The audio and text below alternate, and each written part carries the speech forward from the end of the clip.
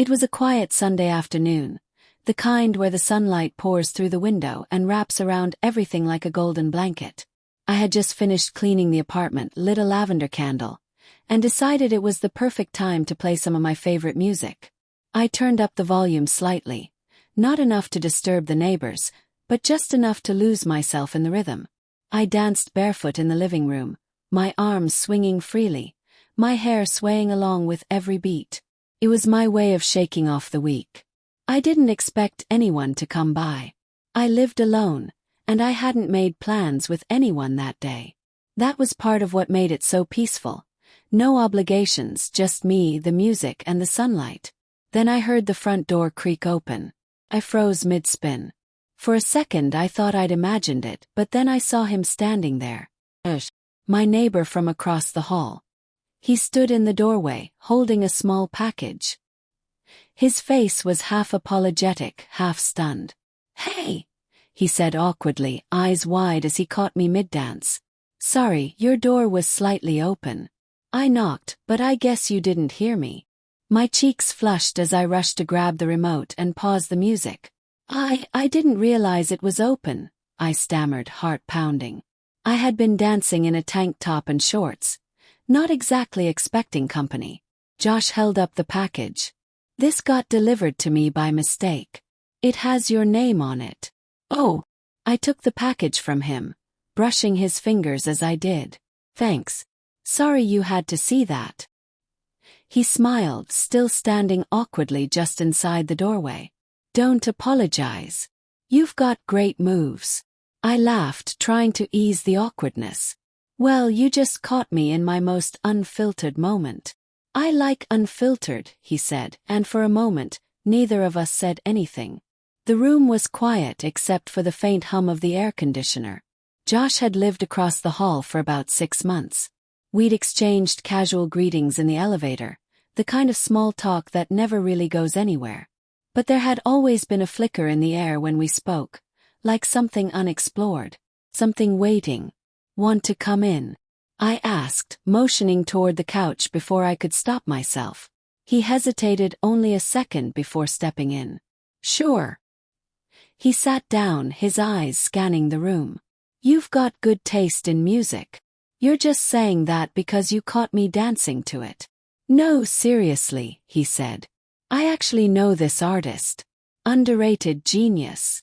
I sat down opposite him and placed the package on the coffee table. "Well, thank you for rescuing my mis-delivered item and not laughing at my dance moves." "I would never laugh," he said. "I'd join you maybe." I raised an eyebrow. "Oh really?" "Absolutely." The words hung in the air between us. There was a beat of silence. Then Josh leaned forward. "You know, I've heard your music through the walls sometimes. You always play the best stuff. I even made a playlist based on what I've heard." My heart flipped. "You made a playlist? Based on my music?" He nodded, looking just slightly embarrassed. "I guess I've been paying more attention than I let on." It was such a simple, genuine thing to say, but it meant something. It meant he noticed. It meant I wasn't invisible. We talked for what felt like hours after that, about music, movies, and the weird things that always happen in our apartment complex. We laughed about the woman upstairs who constantly yells at her cat, and the guy in 6B who sings opera late at night. Eventually, I offered him something to drink. We ended up sitting on the floor with cold glasses of lemonade, the music softly playing again in the background. Not loud enough to miss a knock this time. "Do you ever perform?" he asked me, nodding toward my guitar resting in the corner. "Sometimes. At open mic nights when I feel brave." "You should do more," he said. "You've got that spark. Like you belong in the spotlight." I rolled my eyes playfully. "You barely know me." "I know enough," he replied, his voice softer now. "I know you love music so much it fills the room when you're alone." That says a lot. Something about the way he said it caught me off guard. I looked at him more closely, trying to decipher what was behind those warm brown eyes. He wasn't just being friendly. He was seeing me. Not just the version of me I showed to the world, but the real me, the one who dances barefoot in her living room. "Do you want to hear something?" I asked, nodding toward the guitar. I'd love to. I picked it up and sat on the edge of the couch. My fingers moved without thought, finding the familiar chords of a song I had written months ago but never shared. My voice wavered at first, but then steadied.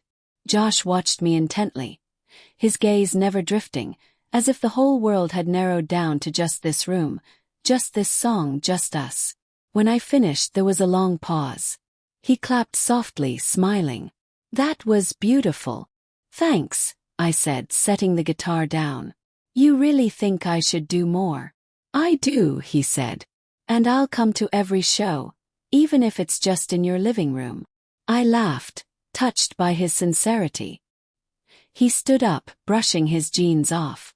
"Well, I should probably let you get back to your solo dance party." I walked him to the door. Before stepping out, he turned around. "Maybe next time invite me to dance." My heart fluttered. "Deal." After he left, I closed the door and leaned against it, a smile spreading across my face. That one unexpected visit changed something. The apartment felt warmer. The music felt deeper. And me felt seen. The next morning, I found a small note taped to my door.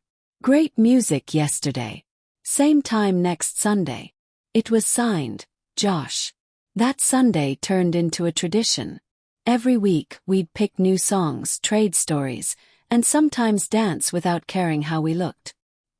He'd bring snacks, I'd bring my guitar, and our playlists became the soundtrack of something real unfolding. And somewhere along the way, what started with a simple knock, a missed door latch, and an impromptu dance became a story we both kept showing up for. Week after week, note after note. Music brought us together, but what happened next? The laughter, the connection, the shared quiet moments, that's what truly surprised me.